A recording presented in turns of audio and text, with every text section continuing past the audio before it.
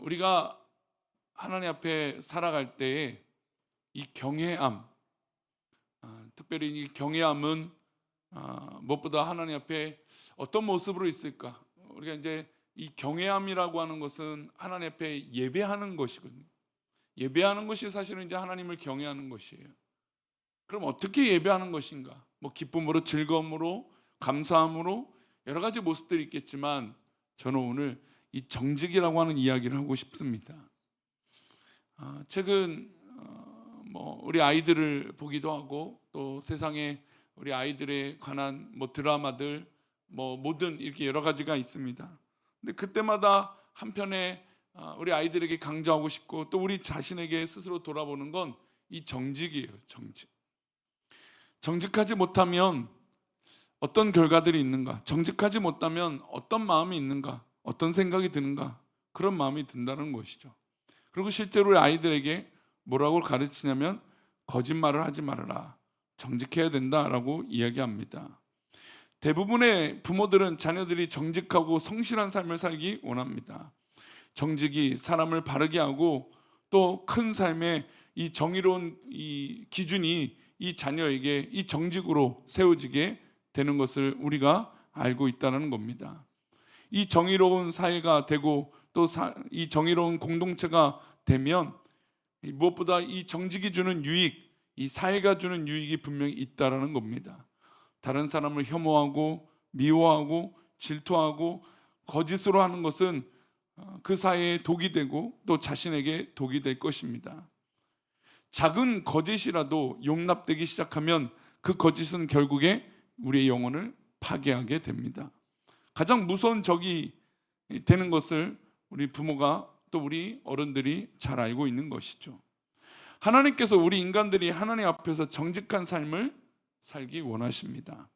하나님이 원하시는 정직과 우리가 자녀들에게 바라는 도덕적인 정직은 사실 차원이 다르죠.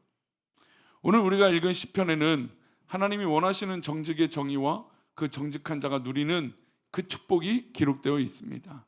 우리 먼저 2절 말씀을 그런 의미로 다시 읽어보겠습니다. 그의 후손이 땅에서 강성하며 정직한 자들의 후손에게 복이 있으리로다.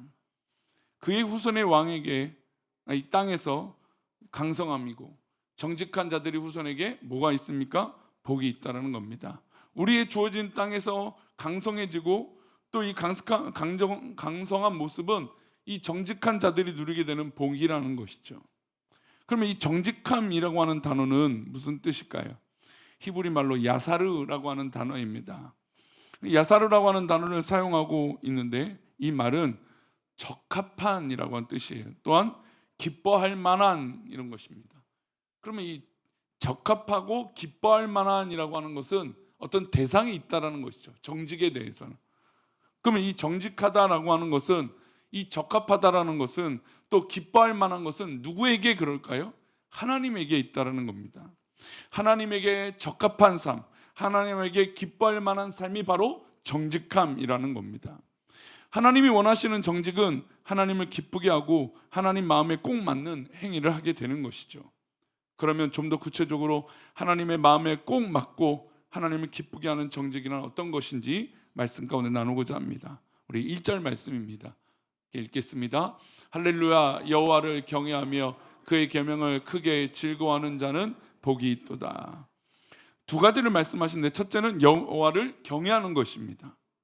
두 번째는 그의 계명을 크게 즐거워하는 것이 정직입니다. 경외하는 말은 아까 말씀드린 대로 예배를 드리는 의미예요. 그러니까 이 경외를 예배로 바꿔도 충분히 이 말에 어색함이 없습니다.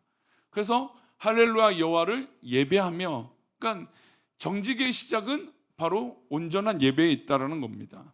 건강한 예배, 하나님 기뻐하시는 만한 예배, 그런 예배가 바로 정직의 시작인 것이죠. 그리고 그 예배를 통해서 무엇을 받아들이게 됩니까? 그의 계명을 받게 되죠. 예배를 통해서 하나님의 말씀을 받고 예배를 통해서 하나님 말씀을 따르게 되는 것입니다. 그래서 예배를 통해서 하나님의 말씀을 크게 즐거워하는 자는 어떻습니까? 복이 있다라는 겁니다. 그래서 어제도 제가 늘 예배 때 말씀드리지만 예배 때의 말씀은 저의 말씀이고 나의 말씀이 되어야 된다는 걸 늘 강조를 합니다. 말씀을 듣다 보면 때로 진짜 이게 나에게 하는 것인가? 그러니까 저도 분명히 설교 준비할 때 의도하지 않는데 가끔은 문득 진짜 그런 생각이 들어요. 이게 혹시 그 성도에게 또 아니면 나에게 뭐 어떤 모습에 그런 생각이 들 때가 있거든요. 근데 그때마다 늘 생각해요. 하나님, 이거 말씀은 어떤 사람을 특정해서가 말씀이 주어지는 것이 아닙니다. 물론 하나님은 나에게 주는 말씀이니까 그것이 나에게 특정되는 것이지만 전하는 자가 그런 특정된 말씀을 하면 위험하다는 걸 늘 알고 있기 때문에 그렇죠. 그래서 하나님 말씀은 또 전하는 자에서부터 이 말씀은 다른 사람이 아니라 나에게 은혜가 되어야 돼요. 나의 말씀이 되고 나에게 적용이 되어져야 되는 것이죠. 그래서 어제 오후에도 말씀드렸지만 우리가 목장 모임 때 말씀을 나누면 그 말씀은 나의 말씀이라고 고백되어져야 되는 거예요. 하나님, 이 말씀은 나의 말씀입니다. 하나님, 나를 변화시켜 주시는 하나님의 말씀입니다. 여러분, 그래야 이 말씀이 나에게 정직함으로 작용이 되어진다는 것이죠. 그리고 하나님 주신 복을 누릴 수 있다는 겁니다. 우리가 자녀들에게 정직해라 정직해라 하면서 누릴 수 있는 것들이 없다고, 오히려 세상은 그것을 조롱한다고 그 결과값을 기대하게 만들어서는 안 되는 것이죠. 정직하면 하나님께서 복을 주신다. 정직하면 하나님께서 함께하게 주신다. 정직하면 하나님 말씀대로 살게 되는 것이다. 그것을 우리가 가르쳐야 되는 것이죠. 우리가 하나님 앞에서 정말 진심으로 예배를 드리고 하나님의 말씀을 사랑하고 기뻐하면 하나님 우리에게 준비해 주신 복이 이만큼 많다고 가르쳐주고 계신 것입니다. 그래서 시인은 하나님 앞에서 정직을 행하고 정직하게 살았기 때문에 하나님께서 주시는 복들을 다 받아 누리기를 우리에게도 원했던 것입니다. 하나님 준비하신 첫 번째 복입니다. 3절입니다. 함께 읽겠습니다. 부와 재물이 그의 집에 있으며 그의 공의가 영구히 서 있으리로다. 어떻게 보면 좀 말이 안 맞는 것 같죠? 우리가 세상에서 정직하고 성실하게 살면 뭐 부와는 상관없는 사람이라고 생각하게 될 때가 있어요. 또 믿음의 삶은 또 부랑은 조금 멀어질 거라고 생각을 해요. 근데 저는 매번 말씀드릴 때가 있지만 여러분, 하나님께서 주시는 복은 부와 재물과 그 모든 것에 우리 가운데 충분히 있을 수 있다는 겁니다. 믿음의 사람들이 정직하게 일해서 성실하게 일해서 부자가 되는 게 뭐가 문제입니까? 정직하지 못한 게 문제인 것이죠. 물론 우리가 생각하는 만큼 하나님께서 물건, 물질의 복을 주시지 않는 경우들도 있습니다. 가끔 우리 성도들 가운데도 하나님께서 모든 걸 주셨는데 하나님 물질을 안 주십니다. 그렇게 기도하신 분도 실제로 있어요. 예, 그렇죠. 근데 물론 이 부와 재물의 기준이 우리 인간의 기준은 분명히 아닐 것입니다. 하나님께서 주시는 나에게 딱 맞는 부와 재물이겠죠. 그러나 이 복은 실제로 하나님께서 주시는 부와 명예와 재물이 될 수 있다는 겁니다. 우리의 각자에 맞게끔 주시는 그 부와 재물이라는 것이죠. 그러나 이 복은 어디에 있습니까? 정직함에 있다는 겁니다. 하나님 앞에 온전히 예배하고 그 말씀을 받아들이고 내가 하나님 앞에 기쁘고 적합한 그런 믿음의 삶을 살 때 주시는 복이라는 겁니다. 하나님께서 주시는 이 부와 재물, 그 풍성함이 우리 성도들의 삶 가운데 있기를 축원합니다. 정직하게 살아가고 성실하게 살아가면 결국 10년이 지나고 20년이 지났을 때 어떤 사람보다도 하나님께서 주시는 복을 누리게 될 것입니다. 두 번째, 하나님께서 주시는 복은 또 어떤 복일까요? 정직하게 하나님을 경외하는 자에게 주시는 복을 우리 4절에서 말씀하고 있습니다. 함께 읽겠습니다. 정직한 자들에게는 흑암 중에 빛이 일어나나니 그는 자비롭고 긍휼이 많으며 의로운 이로다. 정직한 자들에게 주시는 복은 무엇입니까? 우리 가운데 빛이 있다라는 겁니다. 어두움이 있을지라도 그 가운데 우리에게 빛을 비춰주시고 빛 가운데 우리를 일으켜 세워주신다는 것이죠. 여러분, 정직함이 그 어두운 모든 곳에서 희망이 되어지는 것이에요.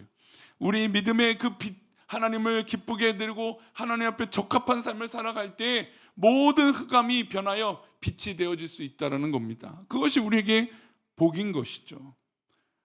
우리 하나님께서 우리에게 자비를 베풀어 주시고 긍휼을 베풀어 주시고 또 의로움으로 우리 가운데 함께하여 주실 거라는 겁니다. 이게 우리가 정직하게 살아갈 때 누리게 되는 복입니다. 세상은 우리에게 자꾸 거짓을 하라고, 편법을 쓰라고 여러 가지 방법으로 우리에게 제안하기도 합니다. 그러나 그때마다 우리가 하나님 앞에 바로 서고 하나님을 기쁘게 해드리겠다라고 하는 마음으로 정직하면 하나님께서 채워주실 것입니다. 그리고 우리 가운데 그 어둠을 물리쳐 주시고 빛 가운데 바로 서게 해 주실 거라는 거죠. 그때 우리가 하나님 앞에 야사르 하며 정직을 찾으시기 바랍니다. 신실한 예배자가 되고 말씀을 크게 기뻐하시기를 소망합니다. 말씀을 크게 기뻐하면 하나님께서 우리 가운데 빛으로 비춰주실 거예요. 그 어둠을 물리쳐 주시고 근심을 물리쳐 주시고 걱정과 염려를 물리쳐 주시고 하나님께서 그 길을 보여주실 것입니다. 여러분, 어둠의 길을 가다 보면 여러분 이 길가에 있는 등만 봐도 참 이게 반갑지 않습니까? 고속도로를 달리다 보면 국도를 지나거나 이 고속도로도 한적한 곳을 지나면 빛이 어둡습니다. 자동차의 헤드라이트만 믿고 달려가게 되죠. 물론 반사경도 있고 도움이 있지만 이렇게 우리나라처럼 정말 이렇게 잘 돼 있는 나라가 많지는 않습니다만 어쨌든 그래도 좀 도심 쪽에 도착하면 어떻습니까? 건물의 빛, 화려한 조명들이 우리에게 비춰주면 괜히 안심이 듭니다. 여러분, 빛은 우리에게 안심을 줘요. 하나님께서 우리에게 빛을 비춰주심으로 안심을 줘요. 왜냐하면 우리가 이 세상을 살아갈 때 흑암 가운데 살아가서 우리가 불안하고 염려가 되지만 우리가 하나님 앞에 정직함으로 하나님께서 그 어두운 가운데 우리에게 힘이 되어주시고 우리에게 기댈 만한 언덕이 되어주셔서 우리가 흔들리지 않게 하나님께서 그 길을 열어주신다는 겁니다. 그러니 우리가 오늘도 의지할 건 다른 것이 아니라 하나님을 의지하는 것입니다. 그게 바로 정직의 비결인 것이죠. 또 정직하자 누리는 복이 있습니다. 7절입니다. 함께 읽겠습니다. 그는 흉한 소문을 두려워하지 아니하며 여호와를 의뢰하고 그의 마음을 굳게 정하였도다. 여러분, 우리가 정직하게 하다 보면 여러 가지 소문이 들 수도 있어요.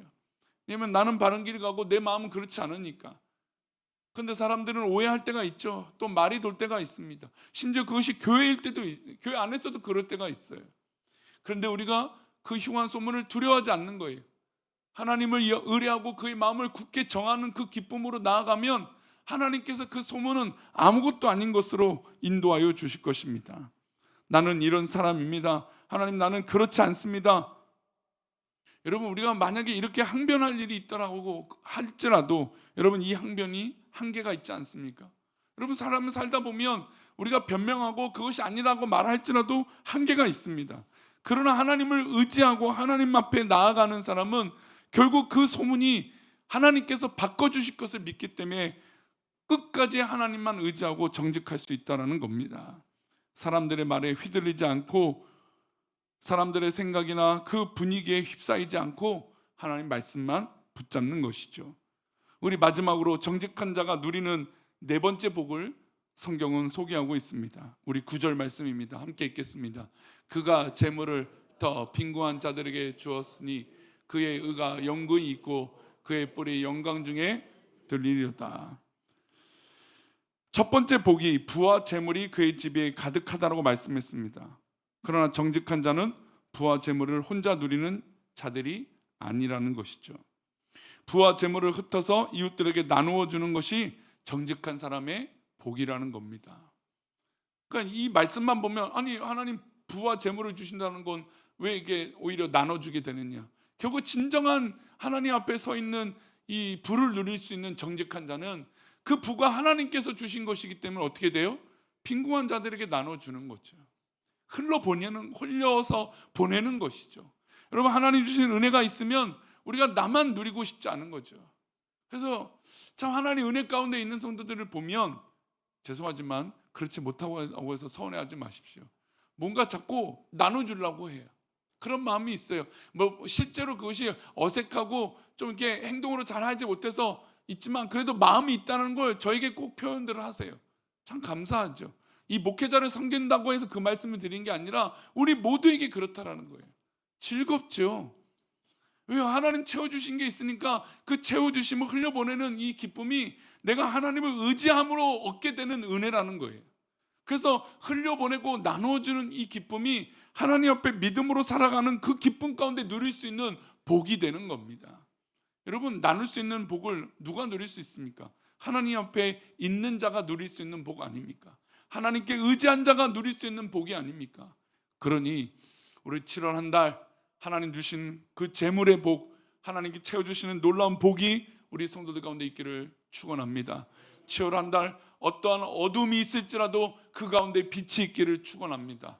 혹이나 나에게 어떤 말이 있고 나를 괴롭게 하는 말이 있을지라도 하나님 앞에 정직하면 그 모든 말들을 없애주실 것을 믿습니다. 마지막으로 그 은혜를 누리면 기꺼이 우리는 흘려보내게 될 줄 믿습니다. 그러니 우리 성도님들, 사랑하는 우리 교회는 사랑을 흘려보내는 것이죠. 때로는 어렵고 힘들어도 우리가 세상의 방법으로 우리가 모든 관계를 맺는 것이 아니라 정말 하나님 주신 은혜로 끝까지 흘려보내서 이 물이 정말 꾸정물 같고 정말 더러워서 발을 담글 수 없는 그런 물이 있지라도 우리가 정직하게 하나님 앞에 서음으로 이 물이 점점점 맑아지고 깨끗해지고 우리가 함께 발 담궈 뛰놀 수 있는 그런 믿음의 공동체가 우리 가운데 있기를 소망하고, 또 우리 성도들의 삶의 7월 한 달이 그런 한 달 되시기를 축원합니다. 기도하겠습니다. 하나님 아버지, 우리가 이 세상에서 정직하게 산다는 것이 때로는 너무나 어렵고 힘든 일일 수 있습니다. 그러나 우리 하나님을 의지하기에, 하나님 앞에 더욱더 가까이 나아가기가 그것이 기쁘기에 오늘도 우리는 다른 방법을 선택하는 것이 아니라 정직한 방법, 하나님 기뻐하시는 성실한 방법, 그 속에서 하나님을 경외하는 방법을 찾는 것인 줄 믿습니다. 우리가 그렇게 하나님 앞에 경외하고 하나님 앞에 정직하고 하나님 앞에 예배할 때 하나님 주신 그 놀라운 은혜를 세상 사람, 하나님 그 방법대로 살아가는, 세상의 방법대로 살아가는 기쁨을 누리는 것이 아니라 하나님께서 주시는 참된 기쁨을 누리고 그 은혜를 누려 우리의 어둠 속에서 기쁨을 누리게 하여 주시고 빛을 발견하게 하여 주시고 어떤 세상의 말보다 하나님의 음성을 들음으로 위로받게 하여 주옵소서. 마음이 상하고 마음이 어려운 우리 모든 성도들의 마음 가운데 하나님 주신 은혜로 그 마음이 위로를 얻게 하여 주시고, 누구보다도 하나님 나를 알고 계시며 나를 사랑하고 계심을 믿기에 우리가 세상의 방법을 선택하는 것이 아니라 하나님 주신 그 선택과 그 방법을 선택하며 나아가는 그 믿음의 발걸음이 되어 오늘 하루도 무엇보다 세상에 또 우리 공동체에 그 사랑을 흘려보내는 믿음의 모습이 있게 하여 주옵소서. 우리들을 그렇게 인도하시고 그 사랑으로 함께 하여 주실 것을 믿사오며 예수 그리스도 이름으로 기도 올려옵나이다. 아멘.